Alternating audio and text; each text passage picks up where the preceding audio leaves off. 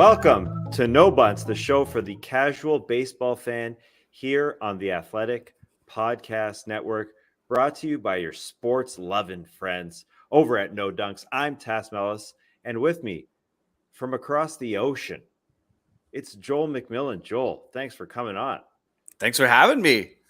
Yeah, I said from across the ocean. We usually say from across the pond because that's fun to say, but that's like North America to Europe, right? We're going to Asia here. Joel is joining us from west. Taiwan. Thanks again, Joel, for coming on. This is third time Thanks for having season. me. Triple crown, baby. No JD with us. Saved him from an episode here from having to be on live. The guy's doing like 9 shows a week. And we are recording right after the Astros took care of business here in Game 6. It was a great one. You're clapping. Are you an Astros man, or you just appreciate good baseball?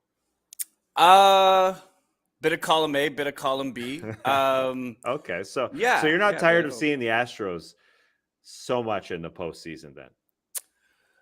That's a good question. Not particularly. I mean, they've turned over. We talked about this on the last show. They've turned over significant portions of their roster. They're a dominant team. They're exciting to watch.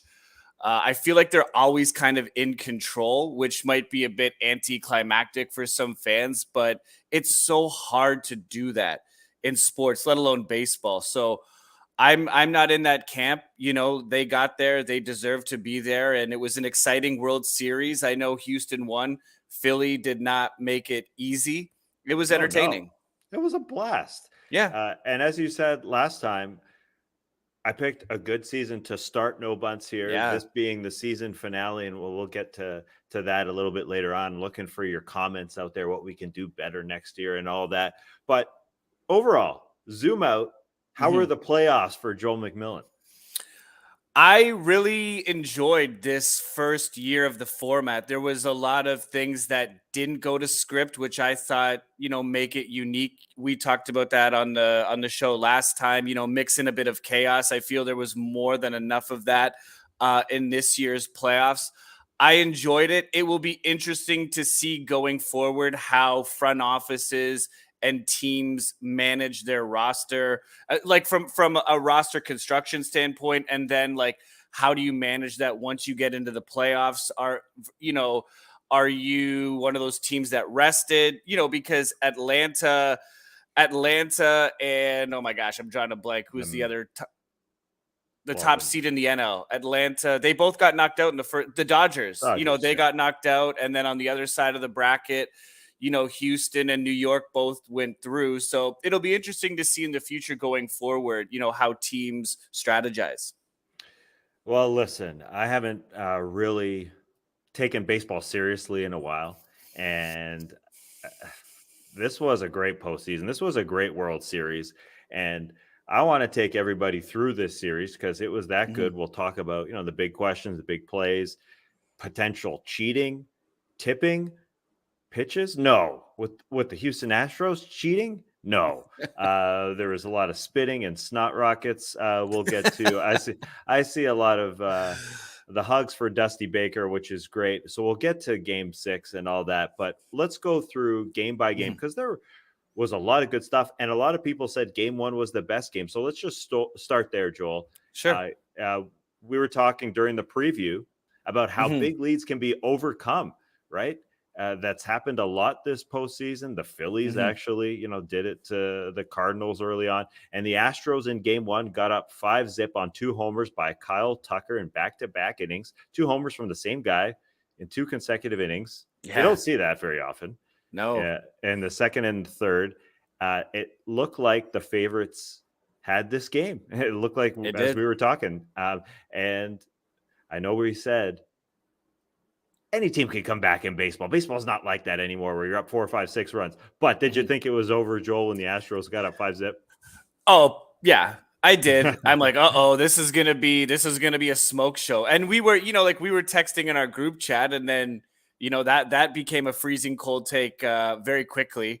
I thought it was, going to be a blowout in Game 1 for sure. Although this one was pretty rare under the circumstances It was. because Justin Verlander, who's on the hill for Houston, his team was 101-2 in games where he was up 5-zip. And he looked so damn good early as well. That was a big part of it as well. He retired the first 9 hitters in order until the fourth when things went a little bit off the rails. And in the fourth and fifth, the Phillies got to him, scoring 5 on him. Talking about Dusty Baker, maybe Dusty left him in a little too long. Oh, yeah. Right. Hindsight, you can always do that. Sure. Philly tied the game, capped by a Real Muto double to score 2. I bring him up because he'll come into the picture later. Bottom of the ninth, 2 outs, still 5-5. The Astros had a shot to win it. Runner at second for Jeremy Pena, the rook, and he blooped it to right. And Nick Castellanos came in sprinting and made that sliding grab. Yeah. Which was huge. How many times has he done that this postseason? Well, he did it in the Atlanta series as well, right? Yep. If I'm not mistaken. Yeah, he's and credit to Castellanos, and I'm sure we'll talk about this in a minute. I know we were texting before. Philadelphia, not a great defensive team, and that came back to bite them. Although in the context of what we're talking about here, he made a game-saving catch. Which was kind of out of character for, Philadelphia defensively. Very exciting, because if that ball drops, it's game over. Houston wins that game. Yeah. Yeah. It's bottom of the ninth and Jeremy Pena, who we're waiting to get the word that he is World Series MVP. He's got to be. He's got to be. Yeah. He's a freaking rookie, the first rookie position player to win MVP in the World Series once we get it, once it's confirmed. We're still watching here. But anyways, so that didn't happen. In the top of the 10th, Real Muto leading off for the Phillies. He hit that opposite field rocket. It looked like just a liner, really. I didn't think it was going to get out. Taco, though. Oppo Taco? Yeah. Oppo Taco. You never heard Oppo Taco? I guess I'm not a baseball man. Tell me what Oppo Taco means. It's just, it's just a slang word for like a whole opposite field home run. It just goes, just a dinger? Just gets out? Yeah.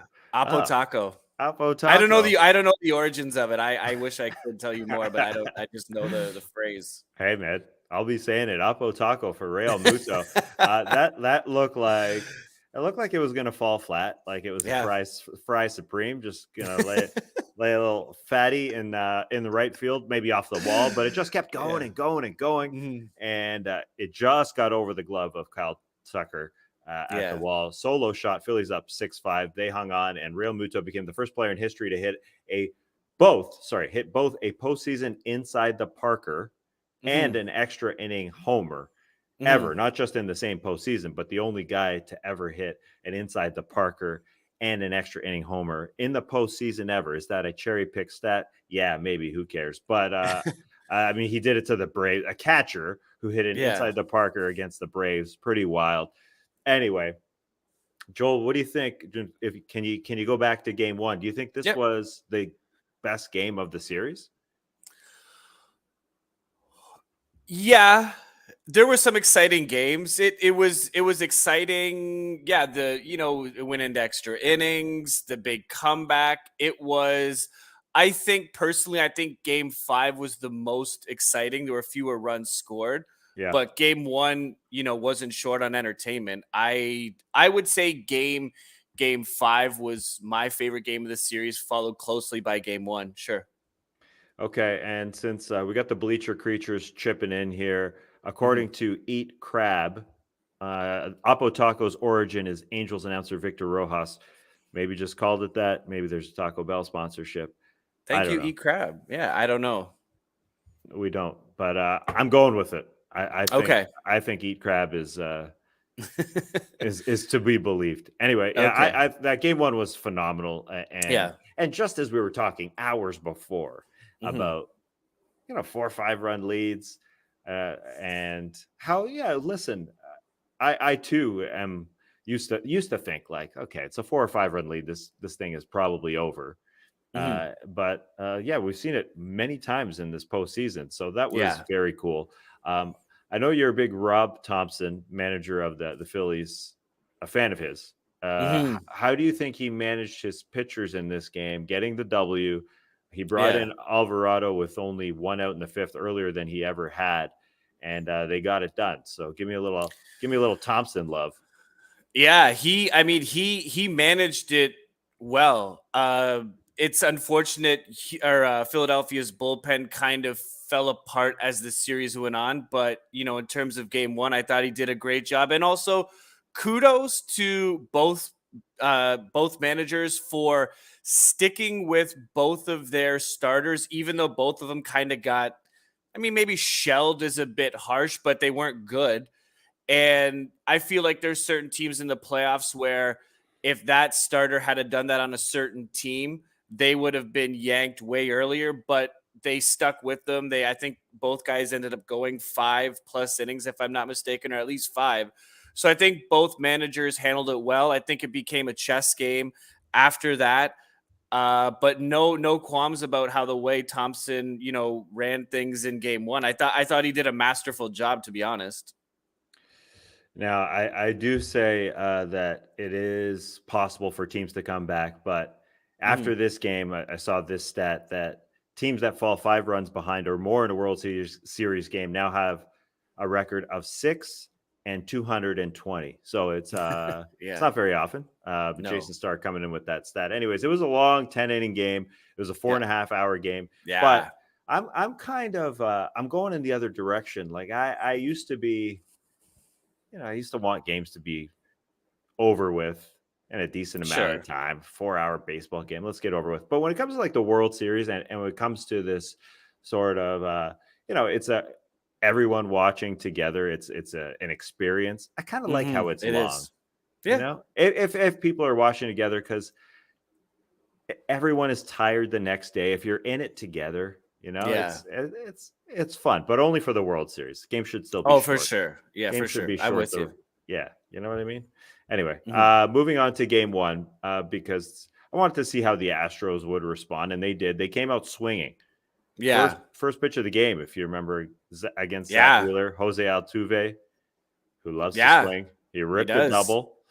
Next pitch, Jeremy Pena hit a double. 2 pitches, 2 doubles. Yeah. And then 2 pitches later, Yordan Alvarez hit a double himself. So 4 pitches into the game, they had 3 doubles. The Stros responded, bang, bang, bang, 3 hitters, and they're up 2-0. And it all started with Altuve, who, as we've talked about, I think is the face of the Astros cheating scandal. Yeah, in my opinion, as a casual fan, would agree. He is. And so it was great to see that, and it's great to see what he did the rest of the series, and we'll talk about if this sort of rids the label of the cheater, this cheater moniker that they've gotten. But lots of love for Altuve, and it was key to start that way, as his teammate said. I feel like that one swing by Altuve off the bat to start the game got the crowd into it, got our dugout into it, got our offense going. So Bregman said that. So you've got to be happy for Jose Altuve as much as I am, because I think he's got sort of a bad rap, and he seems like a pretty good dude. Yeah, and that was huge too, because when you look back at the numbers, Altuve was bad in this playoffs. He didn't do much against Seattle. He did almost nothing against New York. He was pretty much a non-factor in both of those series. So, and that's just a testament to how good Houston is. Like, one of their best offensive players basically laid an egg for 2 series, and Houston still was 7-0. Once he got going and he finished strong in this series, I feel like that, him having that good first at bat in game 2 after they came off, a tough loss at home when they were up 5-0. I really feel that helped give a lot of momentum to Houston in that game right off the bat. Yeah, for sure. And I'm watching Jeremy Pena receive the MVP award. So congrats to Jeremy Pena. A rook getting the MVP award. Very, very neat. Can we, Tass, I don't know, maybe the Bleacher Creatures could help me out. This is off the top of my head. I think Pena is the first player to win both a League Championship Series MVP and World Series MVP. I don't think that's ever been done before. A rook. A rookie won the MVP in both the League Championship Series and World Series MVP. I don't think that's been done before. I could be wrong, but yeah, maybe the Bleacher Creatures can help us out there. Yeah, we'll see, and we'll definitely trust them. Okay. no matter who it is, no matter what their username is, we'll trust them, no problem. Okay. But so that was Alvarez scored as well in Mhm. the first inning of Game 2 there to make it 3-0, and then Yeah. Bregman, who's another guy who's been through it all, Yeah. hit a 2-run homer to make it 5-zip in the fifth. And Zach Wheeler was taking the brunt of this, and he had been dominant this postseason. But Mhm. these are the Stros, Yeah. and they knew he would attack early in the count, so they came out ready Mhm. and they were swinging. On the other side, Framber Valdez was dealing. He just gave up 1 run through 6 and a third. But there was some chatter online, Joel, about Valdez getting a sticky substance from the palm of his glove hand.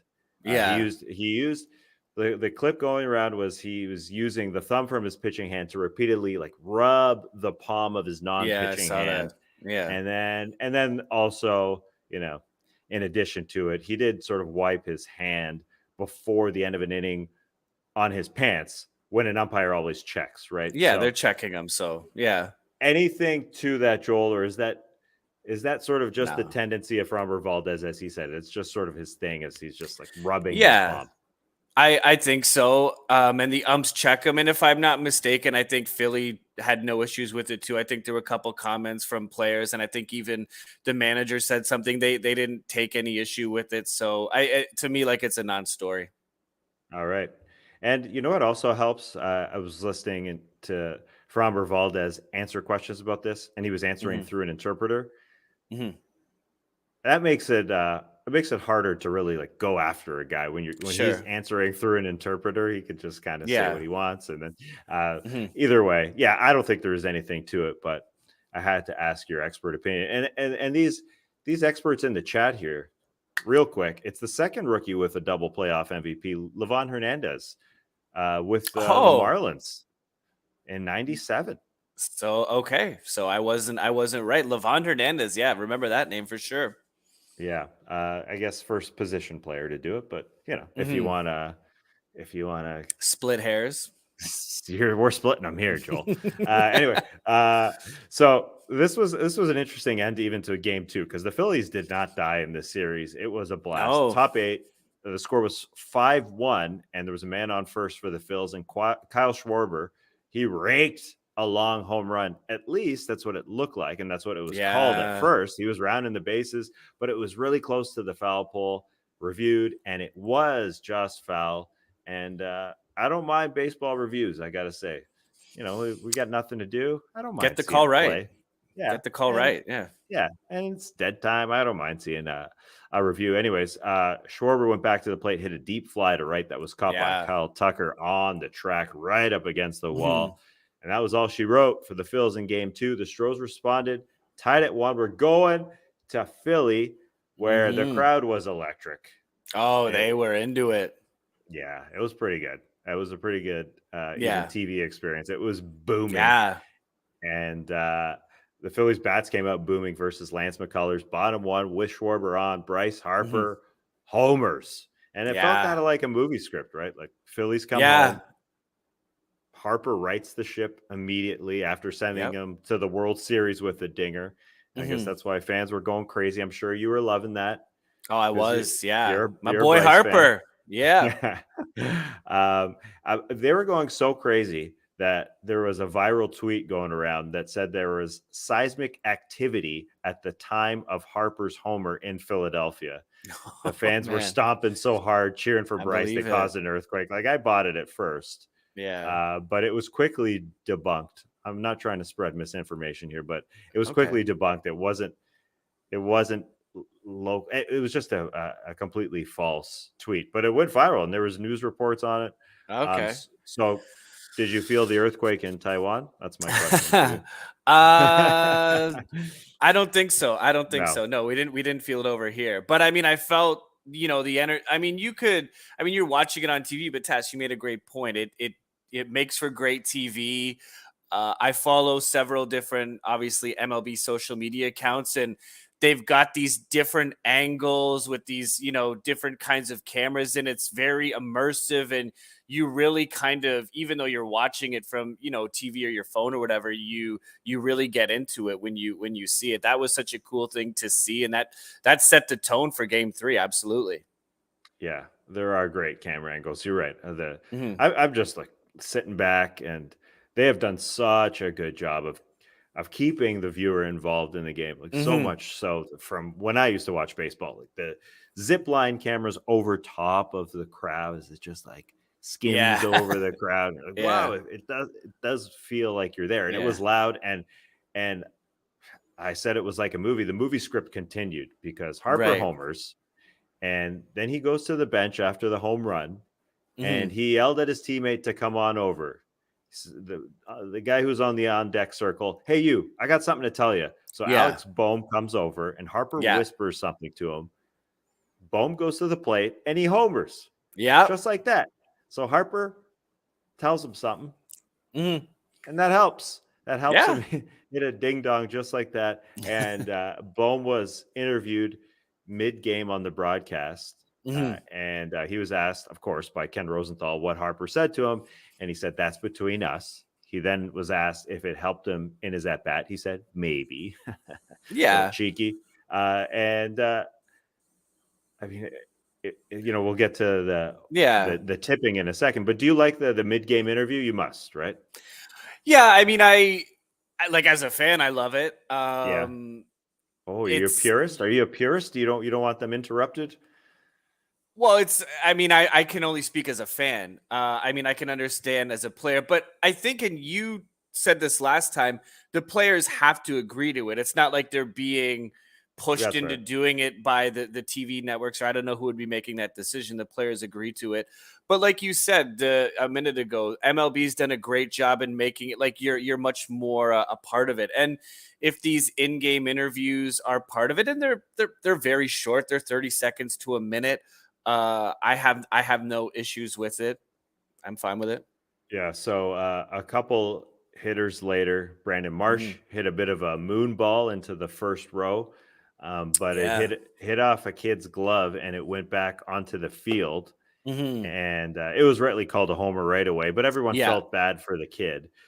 Did you see the story behind the kid? Because I'll explain it to you. So I there's two didn't. kids right in the front. It was a 10 and Mhm. a 13-year-old because the parents of these kids were trying to get 4 tickets to the game together, but they couldn't get 4 tickets together, so they had to split up seats. So the Okay. parents gave their kids, a 10 and 13-year-old, the front row. It was the first row in the Mhm. bleachers, and they were like way back in the section, like at the actual Okay. back row of the section, so they couldn't see. But their kid dropped the ball, and it was kind of a heartbreak. There's news stories all about it, and Okay. Nick Castellanos did end up giving him a ball, Oh, and that's he great. was interviewed and all that. So yeah, pretty Yeah. cool moment. A 10 and 13-year-old, Ty was his name, who took home the ball. And I was thinking, if you're at a World Series game, is the ball like any ball? I guess. I mean, obviously, if it's like a monumental home run or something, that's the best thing you could Mhm. take home. But like the ball itself, is that what you'd want to take home? Like, is there something better? I Oh, don't know. that's a tough question because like you've been to a lot of live baseball games. I think it's kind Yeah. of an unwritten rule. If you catch a ball, you give it to a kid, and I get it, but a World Series ball, Tass. I don't know. I don't want to get the internet angry. I don't want to be selfish, but that would be hard for me to part with. I think in the end, I would because now Wow. like they would put you online and all the scorn and vitriol you'd get. I don't think it would be worth it, but it would. I mean, it would be a cool moment, and you would be able to celebrate that forever. But I would probably give it up to a kid because I'm old school. That's what you do. But it would not be easy. Like it would be tough. No, absolutely. So there were a lot of homers for kids to take home because Yeah, in that the home, game. yeah, Schwarber then hit a 2-run bomb, Kyle Schwarber, to make it 6-0, and then Reese Hoskins hit one on Yeah. the heels of that, back to back with Schwarber. So it was 7-0 in all, 5 homers for the Phillies, tying the most in Yeah. World Series history, Hmm. and 5 of their first 6 hits were Hmm. homers. Yeah. So they were just, they are sort of an all or nothing team a lot for They're much a of this power season. team for sure. Yeah. And that aside, you could just you could just say, oh, that's what they do. They hit home runs. Right. But this discussion materialized online. I wanted to get your opinion that Lance McCullers was tipping his pitches. And so the Phillies were ready for off-speed pitches because the theory was he was giving away what was coming because of his windup, whether it was fastball or off-speed. And there's video breakdowns out there. Yeah. And the Harper advice. And so that could lead you to believe that there was some truth to it. 4 of those homers were on off-speed pitches. I don't know if you saw Pedro Martinez on MLB Network, but he said absolutely it was. Yeah, I saw that. Yeah. Yeah, he gave the demonstration that the slider is off-speed pitches. His windup was his glove hand ended up like on the side of his head. Like as soon as he came up in his windup, like the side of his head, while his fastball was a lot lower, like chin level. Yeah. So were you buying it into that, or were you? I was. I mean, Pedro Martinez, speaks, you kind of listen. He's been there and done that. That's on McCullers to make adjustments. There's no, I don't think there's anything wrong with that. What Harper said, to his teammates, they're talking all the time. That's part of the game. If a guy's tipping, he's got to make the adjustments in game. But I definitely think he was, because McCullers is a very good pitcher, and he's a very good pitcher in the postseason as well. That was very uncharacteristic of him to, give a performance like that. But clearly something was amiss. But yeah, it was the Olive Garden task. He was serving up meatballs there. Yeah, and then we didn't see him the rest of the series, if I'm not mistaken. Yeah, that was not it. Even in a relief role. It's funny. I just got a gift card to the Olive Garden, Joel. What timing? What timing? Nice. I think I have it in my pocket here. Oh, dear. They don't pay me, but I don't mind showing their gift card because I guess they sent me one. There it is, right there. Boom. I'll get a meatball for you, my man. Who gave you an Olive Garden gift card? Yeah, who would do that? Is that your question? Yeah, who gave that to you? Who on earth would give? I believe it was from Olive Garden, the business itself. Oh, okay. I thought someone, yeah. Okay. I think it was like a Twitter follow thing, and they probably just. Oh, okay. Yeah. Anyway, so I'll get a meatball in your honor, and unlimited salad, of course, and breadsticks, right? Yeah, no doubt. Unlimited breadsticks and soup. The minestrone soup's not bad. Not bad at all. I'll take your word for it. It is interesting because McCullers did have 5 Ks, so I guess they weren't guessing right all the time. Right. But it's interesting because, like, I think the stat was in his previous 451 off-speed pitches. So it's a lot. It's a pretty big sample size. Sure. He didn't give up 1 home run. And then in this instance, he gave up 4 to the Phillies, who, they definitely with the Harper, hey, come on over here. It felt like they were on to they something. saw something. Yeah, they saw something. And they faced McCullers in the final days of the regular season, and he only gave up 1 run over 6 innings against them. So, anyway, they were up 7-0 at this point with the 5 home runs, and I knew they weren't coming back. I just knew. As a sports fan, there's no way to know that, but I just knew it wasn't one of those. It just obviously it felt like twice. I mean, twice in 3 games that was going to happen. But anyway, last note on Game 3, because we got so much to get to. This was a great series. Country singer Tim McGraw in the stands, wearing a Phillies McGraw jersey. Yeah, I just thought it was his own jersey, right? I had no idea. Right? His dad's, Tug McGraw. Tug was McGraw, a major leaguer. Yeah, we talked about it on No Dunks this week. You knew Tug was a major leaguer. Yeah, and he won a World Series with the Phillies in 1980. With the Phillies, yeah. So, all right, good stuff. I had no idea. Thank you. I guess I'm not. I'm just a casual, but I'm catching up. As we catch you all up here on this great freaking World Series. It was phenomenal. We've got lots to get to. I've got lots of questions for you, Joel. One from Danielle, actually. She sent in a question. We've got lots to get to about, we'll get more Jeremy Pena talk, etc. Dusty Baker talk, etc. And we'll get to whether this World Series victory rids the Astros of the cheater label. But first, a quick ad break, and Olive Garden is not a part of it. We'll be right back. I can't deny it. I was legitimately thrilled when JD sent the ad rundown this week because Grammarly is back! Oh, yeah. Our old friend! The Classic Factory loves Grammarly because when our fall schedule fills up with activities and obligations and classics, even a small time saver can feel like a big help. Grammarly's all-in-one writing tool makes clear, concise communication easier than ever so you can be confident and efficient writing emails, reports, presentations, and even YouTube shorts. Wasn't too long ago, Grammarly dropped me an email and said I hadn't been writing lately. Step your game up. Turns out I was inadvertently logged out. So I popped in my credentials and boom! Comprehensive spelling, grammar, and punctuation suggestions, plus instant proofreading. I love you, Grammarly.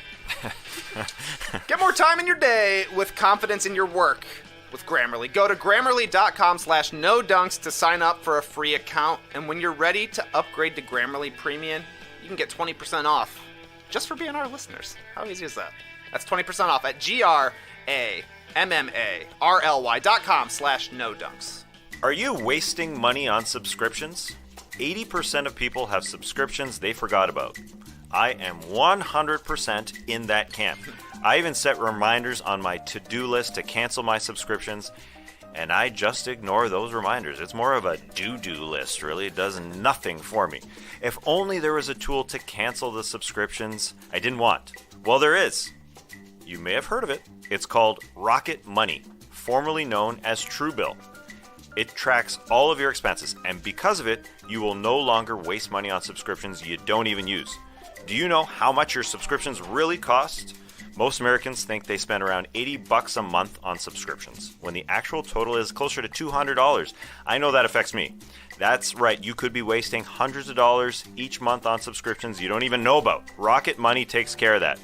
Well, how does it work, Tass? Well, here you go. The app shows all of your subscriptions in one place and then cancels for you whatever you still don't want. Rocket Money can even find subscriptions you didn't even know you were paying for. You may even find out you've been double charged for a subscription. To cancel a subscription, all you have to do is press cancel, and Rocket Money takes care of the rest. Get rid of useless subscriptions with Rocket Money now. Go to rocketmoney.com/NoDunks. Seriously, it could save you hundreds per year. That's rocketmoney.com/NoDunks. Cancel your unnecessary subscriptions right now at rocketmoney.com/NoDunks. All right, back with No Bunts, where we're always going Oppo Taco. Just saw this stat. Got to share it with you. Once I get a stat in my head, I got to share it. Phillies had 71 Ks this World Series, the most in a World Series history. They definitely swing for the fences type of group there. Saw Rob Thompson, our favorite Canadian manager, being interviewed there. I wonder what the shift next year. I mean, this is bigger picture, but if more small ball comes into play and less of the three true outcomes thing with the strikeout homer. So hopefully that happens. I'm sure Rob Thompson loves small ball. I'm just assuming. Yeah, we'll see. I mean, baseball's always adapted. The players will always adapt very quickly. So, you know, who knows what we're going to see. But obviously, there's going to be different offensive approaches, I feel like. Sure. All right. Well, game 4, the Phillies up 2-1 in this series. What happened here in game 4? Well, the Astros just throw Christian Javier on the hill. That helps. And he was taking on Aaron Nola of the Phillies. Astros have the bases loaded in the top of the 5th with nobody out. Scoreless game. But this is a very scary time for the Phillies here. Yeah. So Rob Thompson, we were just talking about, comes out, gets Nola, and brings in Jose Alvarado to face Yordan Alvarez for the second time in this series. He got him the first time, game 1, lefty versus lefty. You know, feels like he has to. He brought him in the 5th in game 1 as well. It worked that time. First pitch, though, he drills Alvarez. Runner scores. Yeah. It's 1-0 Stros. Next batter is Alex Bregman, who hit a grand slam in the World Series in 2019, but Alvarado got ahead of him 0-2. So would he get out of this inning with minimal damage? Keep this a close game? He left an 0-2 pitch up just a bit, It was away, and Bregman did a nice job of going oppo with a 2-run double. Very good piece of hitting. It's 3-0 now. It's a 2-run double there. Sack fly, it's 4-zip, and then Yuli Gurriel got a beautiful his bat on a really tough pitch. Beautiful hit for a single. It's 5-zip. So this game's over, right, Joel? It's over. It was over. Yeah, that was a total smoke show. No hitter in the World Series. First combined no hitter in the World Series. That to me, that totally shifted the momentum, because after that game, Philadelphia had scored, in games 1 and 3, the games they won, they put up some serious runs. And after that, in games 4, 5, and 6, I think they only scored 3 runs. So to me, that kind of, shifted the momentum. That was a huge road win. It tied the series up coming off of that blowout in game 3. And I think once that happened, I started to think, okay, now it's a best of 3, and 2 of these games are going to be back in Houston. As I wasn't saying this series is over, but in my mind, I thought Philadelphia is really going to be in a tough spot, after losing this game. Yeah, so Javier, the Astros game 4 starter. That's how deep this team is. No hits the Phillies through 6, and then 3 more Astros relievers pitch a no-hit inning each, and it's a combined no-hitter. Still, even if it's not one pitcher throwing a complete game no-no, it's pretty phenomenal. And you mentioned the history of World Series no-hitters. It's only the second one. The other one, a Don Larson perfect game for the Yankees in 1956. But there's also a third postseason no-hitters. Only 3 postseason no-hitters in MLB history. I know who it is. You know who it is? Who was it? Mr. Roy Halladay, I believe. You're so right. And he did it as a Philly. He did, yeah. So the Phillies have been involved in 2 of them, and he did it versus the Cards in 2010. So the Astros tie the series. That 5-zip victory is a great freaking series. After the game, Phillies Kyle Schwarber was asked about being no hit. I saw that. And he said, quote, "I don't give a shit." Yeah. Ouch. That's not, that didn't age well. Well, come on. It kind of aged well, because game 5, we're still in Philly. Yeah. And remember, it's 2-3-2. So 3 games in Philly. And yeah, as you said, you don't want to go back to Houston down 3-2. So this was a big one. So Astros come out hot. Top 1, second pitch of the game, Altuve doubles. Moves to third on an error, and Pena singles him home. The Astros picking up right up where they left off, 1-zip Houston. But bottom 1, Kyle Schwarber says, "I don't give a shit." And he hits a Schwarber bomb. With the second pitch of the game from Astros starter Justin Verlander. So we're tied at 1. So, yeah, they didn't win the series, but he backed it up. Yeah, it's not like, I mean, when I say that take didn't age great, I mean that kind of as a team with Philly. It wasn't on Schwarber. Like, he still, I mean, he did his part, but like I said a minute ago, the entire kind of offense just went missing after that game. They didn't really score too many runs. Yeah, it's interesting. I don't know if this is interesting, actually, now that I think about it, but the Phillies had a combined no-hitter thrown against them in April, and Schwarber hit a homer the next game. Not that interesting. But good to know. This may be more interesting. Only 2 combined no-hitters in MLB during this regular season of all the teams. That was surprising to me. It's only 2. It feels like it happens every once. They're becoming more. Yeah, they're becoming more common because guys don't throw. I mean, guys don't throw. They just don't throw 9 innings anymore. So yeah, it's definitely more of a rarity for one guy to throw. A no hitter. Yeah, that's why I thought there would be more than 2. But anyway, back to game 5 here. Bottom 2, Verlander gets the first 2 outs, but then gets in a jam. Segura pulls a first pitch single. Then Verlander walks number 9 hitter Brandon Marsh. Then he gets behind Schwarber and just throws him off-speed pitches to walk him, essentially. I guess because he was scared of Schwarber crushing fastballs. So bases juice for Rhys Hoskins. But Verlander just bared down, struck out Hoskins, got out of a big jam there. So top 4 It's still 1-1. And Astros rookie shortstop Jeremy Pena. It's wild to think that this guy's a rookie. I know he's baby faced and all that, and he's a 25-year-old rookie. He looks like, maybe it's because the guys around him, but he's always looks like he's well beyond his years, right? And he's leading off the inning, and he goes down 0-2. And this is testament to that. Plays like a vet. He fouls off another pitch, got it to 2-2, and then he pulled a curve into the seats to make it 2-1, a monstrous home run. Yeah. In game 5. He's huge.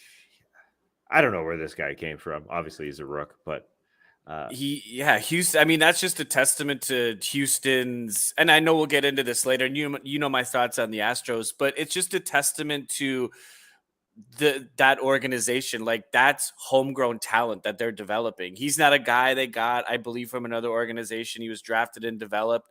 And he's not the only one, that Houston's obviously produced. He didn't look like a rookie out there, Tass, at all. He looked like he'd been playing 10 years and like this was no big deal for him. It was awesome to see. Okay, so this is where Danielle's question enters the chat. Okay. So she was watching that at bat, and as I said, it was a 6-pitch at bat. So he was going in and out of the box. He was getting ready. He was spitting. He also let snot rockets go from each of his nostrils after different pitches. And she said, "This is gross." Like, he didn't even grab his crotch. There's no crotch grabbing. It was just all chin and above. Spit, snot rockets. So she said, "Is baseball the grossest of all sports?" And I said, "Probably." Like, in terms of, there's a lot of spitting. There's a lot of snot rockets. But I believe in football, if I'm not mistaken, some guys have like defecated themselves mid-game, so that's pretty gross. Although obviously that's not doing intentional. That on purpose. They're not doing that on purpose. Yes. Okay. Baseball is pretty gross. It is. Yeah. Yeah. It's what we came up with was it's an outdoor game, a lot of it. So I think that adds to the people feel comfortable, spitting. But Tass, if I'm not mistaken, I think in some of the Asian leagues, they don't spit on the field. It's seen as very disrespectful. I'm pretty sure in the Japanese league, I saw something a couple months ago where I don't know if it was an American player, a Latin American player, spit on the field. And one of the other players was like, "Hey, don't do that. That's very we don't do that here." So I don't know if don't quote me on that, but I don't know if it's an MLB thing or, I'm not sure. That's why we have you on, Joel. That's good insight. It's interesting. When I was in China, I saw a lot of people spitting, but maybe on the ball field, they're not allowed to. And just in Asia overall, because that makes sense to me. Because it's definitely a North America thing. It's not just a major league thing. It's college ball, minor league ball, but the snot rockets. It's going a little too far. The spitting, that's disgusting. Yeah, spitting. I'm not spitting is gross. It's gross. But snot rocket. I mean, you tone it down. You're out of 10. I could use you at a 7. Calm down. Sam Unono in the chat says umpires throw up regularly. Do they? I don't know. Sam Unono is he's a very trustworthy person. So okay, I throw that up there, but. I have seen umps get ill on the field. I think usually a very hot day, they're behind the plate, but I don't think it's something I've seen with regularity. Good comment here. I feel the NHL benches get pretty gross. Oh yeah, good call. Yeah, thanks, totally. Scott. As two Canadians here, we should know that. Probably we don't see it as much as baseball, I guess, because the close-ups. I think that's one thing with how great the presentation is with baseball right now. You see so many close-ups. You see everything in HD. You're seeing the spit and the snot rockets in high definition. So it's right in your face. It was right in our. We have a nice TV. We're watching it up close and personal. So Danielle always comments on that baseball. Here's a comment I think to back up our question. I've never heard of umps throwing up via Hootski. So I don't know. We're spreading some more misinformation. Anyway, let's get back to game 5 here. The score was 3-2 in the bottom of the 8th. The Astros trying to hold off a Phillies rally. And it was interesting because Trey Mancini, who seemed like a big pickup at the trade deadline, he hasn't been doing much in the World Series at all. He was in at first base in the bottom of the 8th because he came in as a pinch hitter in the top of the 8th, and he hadn't played first base in a month, essentially since October 5th. It's been a while. They were comfortable throwing him out there, though, and you'd think maybe this would be something that would come back to bite Dusty Baker in the butt, but he came through. Runners on first and third, 2 out. Schwarber pulled a ball down the line that would have tied the game, but Mancini, he did smoke it. Mancini was all over it. And he came up with it to stop the rally. And then the Phillies had one more chance in the bottom of the 9th. Real Muto, big home run hitter, as we've said a couple times. He just hits dingers. He lofted a ball deep to right center. But here comes Chas McCormick from the other side of center, playing him to pull. And then after 92 feet, he gathered himself, timed his jump perfectly, stretching his right hand up to the top of the wall, colliding with the wall and coming down with the catch, laying on his back for a while, looking up. He had actually friends and family there in Philadelphia, although he's an Astro. There's a cool photo. You'll see it in Tweet of the Night a little bit later on in the show. But McCormick hung on, and just like the Astros did with that beautiful catch. So question, Joel, do you want to comment on Chaz's catch, or do you want to just go to the question? Was it better than Devon White's catch in 1992? Taz, I can never go against my beloved Blue Jays. That's but the right answer. I mean, that was a phenomenal catch. And I just wanted to quickly jump in on the Mancini thing. Those guys, McCormick and Mancini didn't really do anything offensively, in this series. I feel like, well, Mancini definitely not, but that's what I love about baseball, especially playoff baseball. Just at one key moment, they did what they had to do in that moment. Those were both game-saving plays. They did it on the other side of the ball. Very excited, very happy, especially Mancini. And Tess, when we did our last show, I was reading in the comments and you said, why should we cheer for Houston? And I totally forgot. And I'm glad one of the listeners wrote this. Mancini's a cancer survivor, and I, totally slipped my mind. So it was good to see him, have that moment in the World Series as well. But that was such an exciting thing. And, we talked about this earlier. Houston was just a better defensive team. That was on display because I think Schwarber fumbled the ball at first base, which allowed Altuve to score from third. And that, that should have been, they would have been able to get Altuve at home or possibly keep him on that third if that ball is fielded cleanly. So, defense was, was another, thing that separated both teams. Yeah. That insurance run there. Well, that turned out to be the winning run. Right. It felt like an insurance run. Yeah. Yeah. Right. As you said, cool for Trey Mancini, the moment. And it was cool for Justin Verlander, even though as the Astros hung on, he got a win, even though he's had a Hall of Fame career. It was his first World Series win, which is wild. Yeah, hard to believe. 8 World Series starts, 0-6 in them, and just rolling through the other rounds of the playoffs because his numbers overall are Justin Verlander-like when it comes to the postseason, but he just got hammered over the years in the World Series. Anyways, Dusty Baker stuck with him.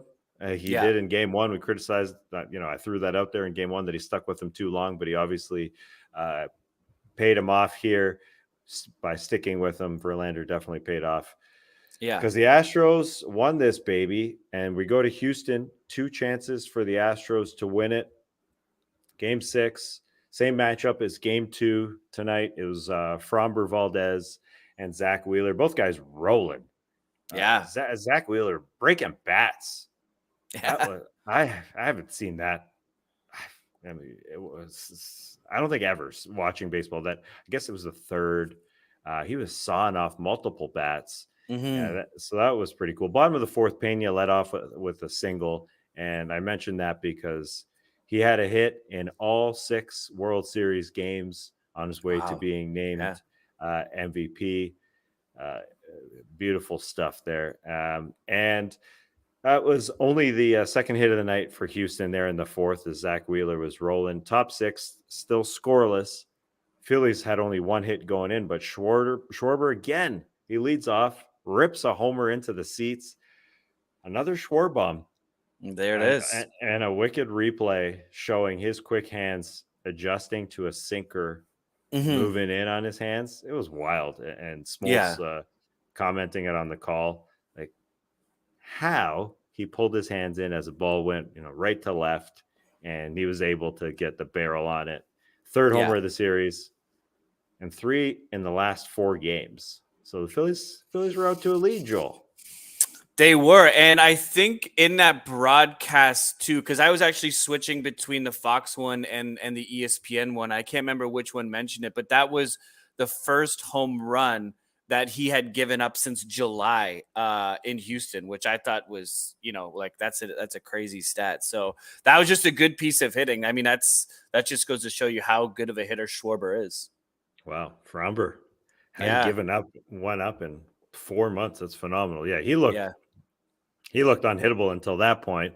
And so on the other side, because Zach Wheeler was looking unhittable, it looked like Philly was in a decent spot. They just had to feel good. But what was wild was this was baseball here. Bottom of the 6th, Martin Maldonado, big catcher for the Astros. He's leading off, and pitch hits him in the elbow.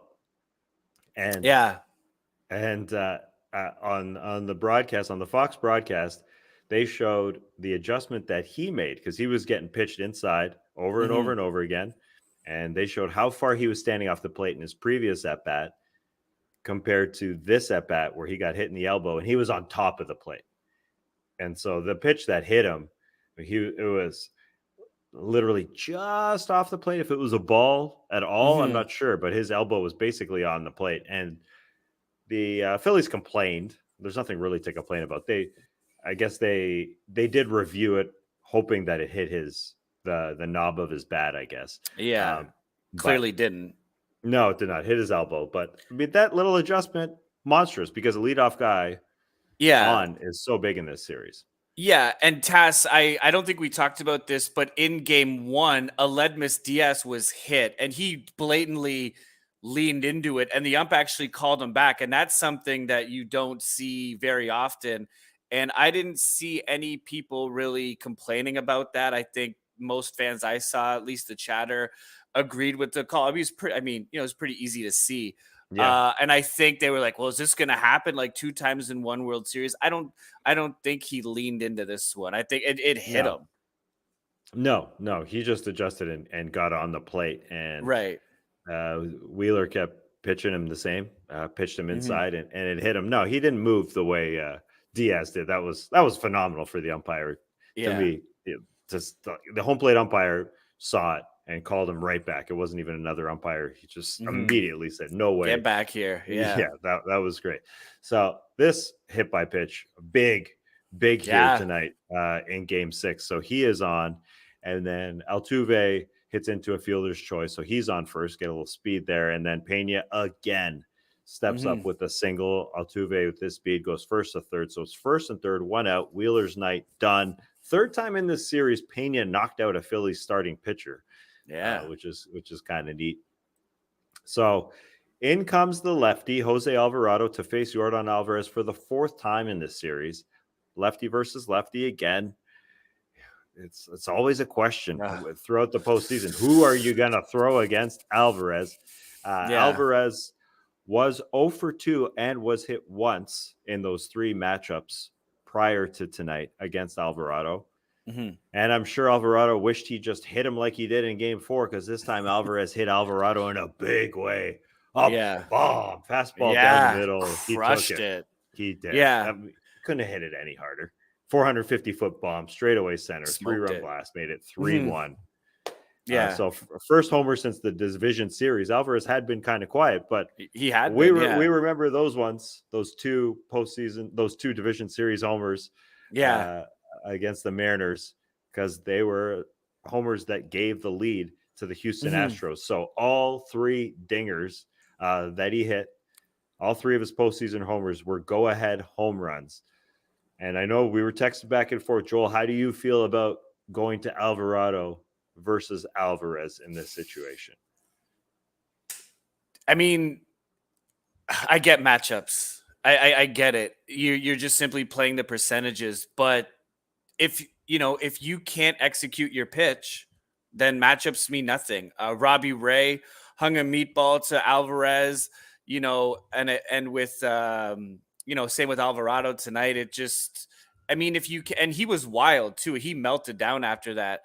It's easy to sit here and be a Monday morning quarterback about it. I think Thompson should have kind of rolled with the starter a bit longer. It's easy to say that now, but I mean, that was the game right there. I don't know what else to say other than that. I just, like, matchups to me, I don't know. I used to be in favor of them, but in recent years, I'm not as convinced. I still think you need to have a bit more faith in your starters. Wheeler was pitching great up to that point. There was a runner on first and third. I get it, but he had pitched well against Alvarez in those first 2 at bats. I don't see why you don't stick with him there. But again, like, that's easy for us to say in hindsight. Yeah, and he did get him out 2 of the 3 times he pitched against him, and he hit him. He hit him the other time, so he hadn't gotten a hit off of him. But yeah, as Smoltz was saying on the broadcast, it's sort of like the 3rd time around in the order. Alvarez now seeing Alvarado for the 4th time in this series, so that I'm sure helped him out. But it felt like he missed his mark, as Eat Crab is saying here in the stream team. Jordan has an even split. It probably doesn't even matter that Alvarado was a lefty. He's in to throw high heat to him, except this time he missed middle. He definitely put it. Okay. Oh, you did. Are you there, Tass? Okay. Sorry. It went mute there for a minute. Oh, that's okay. Surprising. Anyways, I was sorry about that. Yeah. What? Could you repeat that? Sorry. What did you just say there? Well, he missed his mark there. Obviously, he went to the middle of the plate, and as Eat Crab mentioned here, Jordan has an even split. It probably doesn't even matter that Alvarado was a lefty. He can hit both. He's in to throw high heat to him, except this time he missed middle. He missed. There's absolutely he missed his pitch. There's no doubt about that. Alvaro's a tough dude to throw to, but he didn't have, like you said, he didn't have a lot of hits, in the postseason test, but the ones he did, he made them count. They were huge. Well, the Astros would add an insurance run to make it 4-1, and they would hang on. The Astros, they lost 2 World Series to underdog NL East teams, the Nationals in 2019, the Braves in 2021, but not this year. They look so good. World Series MVP, Jeremy Pena, Dusty Baker, the oldest manager to win it at 73, I do believe. And he had won over 2,000 games without winning the series the most in MLB history. So good stuff there. And I believe they were talking about on the broadcast too, he was the only manager to have won 2,000 games, but not to have won a World Series championship. So he's officially part of the club, I guess you could say. But I think a lot of people, especially a lot of baseball fans, are just so happy that he finally got it. He's such a good dude. I mean, he's been snake bitten. He's had his heart broken, in Washington and Chicago. I feel he's just been on the end of a lot of bad luck in his managerial career. So I'm very happy for him to finally get one. He definitely deserves it. Good for him. And I'm seeing this here as Baker brings home his first World Series title as a manager.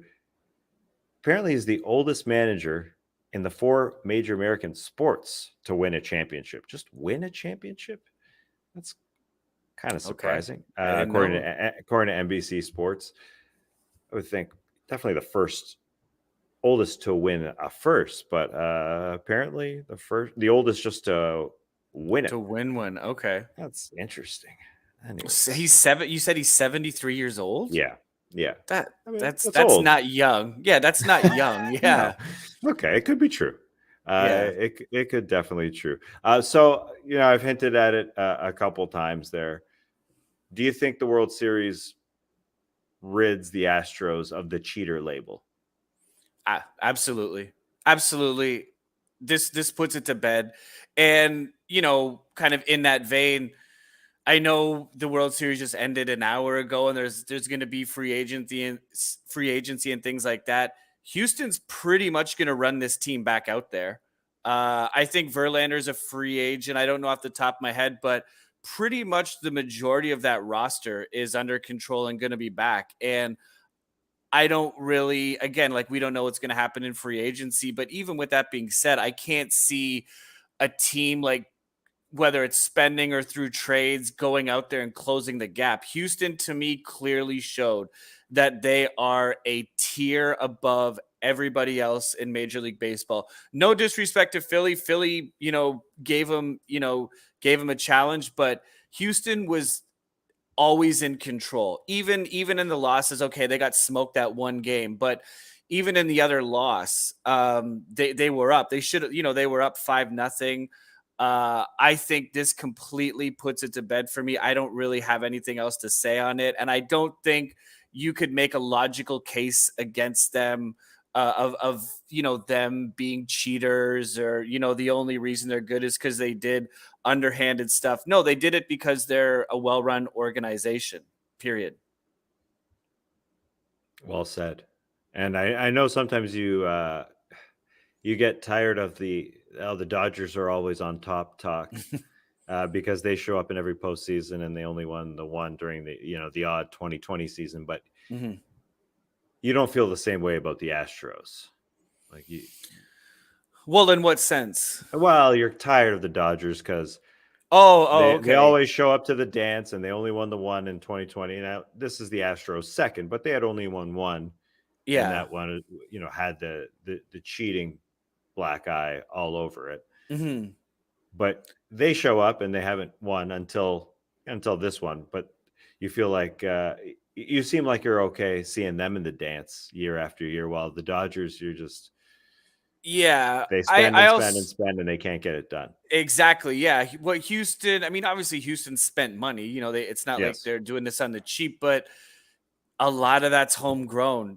And to be fair, so is a lot of the Dodgers talent, but Freeman was a free agent. Betts they traded for. Those are two key pieces. And there's rumors that they're going to make a run at Judge in free agency, which I think would be hilarious and awesome to see if they were actually able to get Aaron Judge. But they just haven't got it done. And Houston has. It's as simple as that. All right, we're going to get it done. We're going to get this show done. We've got a great tweet of the night coming up, a great image from this World Series. But first, we got to take a quick break. We will be right back. So it was Hoco this past weekend at Lincoln School. That's what the kids are calling homecoming these days. Oh, my God. Hoco. Yeah. Okay. Yeah. Yeah, Okay. Hoco. I don't know. It's Hoco. okay. It's fine. It's fine. That's how he Lincoln posted pictures from it, and he used the tag Hoco. It's like, all right, Hoco. Anyways, it was time for me to step up and be a dad for once and buy my son a suit. Woo! So, yeah, normally I don't mind performing my fatherly duties, but suits, definitely not my thing. Way out of my comfort zone. I have to Google how to tie a tie every time I tie a tie. Anyways, I was immediately overwhelmed, kind of freaking out, so I started Googling best places to buy a suit in Atlanta, and then I realized in my panic, we're probably going to have to leave the house. But then it hit me. Indochino.com, baby. Yeah. That's how stressed I was about this. I forgot about one of the OGs of ad partners for us.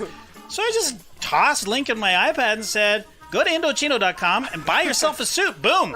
My work is done here. Dad achievement unlocked. All I really had to do was break out the measuring tape and jot down his stats. The rest was up to Lincoln. And he had some decisions to make. Color, favorite fabric, favorite style. How do you want those lapels? Vest or no vest? Make it a tux? Oh, you know he clicked that box. And luckily, he knew what he wanted going in. A black suit, burgundy shirt, and no tie. Yes. He could have got it monogrammed, but decided against it because, frankly, that suit's going to be Jack's in about 6 months. Let's be honest. Oh, right. Pass me down. Yeah, exactly. The kid's 6'2", he's still growing and does not care about basketball. It's very, very sad. But for now, the suit looks fantastic on Lincoln. There's really nothing like having a tailored suit. So design your perfect suit with Indochino and get $50 off any purchase of $3.99 or more. You bet your ass we use that promo code NODUNKS. That's promo code NODUNKS at Indochino.com. Indochino.com. Promo code NODUNKS. All right, baby, you're back with no bunts, but it's a no dunks classic segment. It's tweet of the night. Tweet of the night. Wow. Twitter.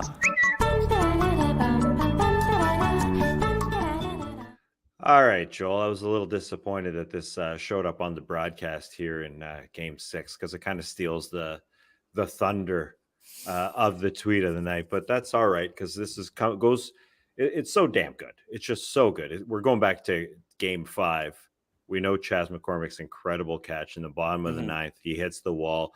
He lies on his back. He's looking up into the bleachers of his hometown.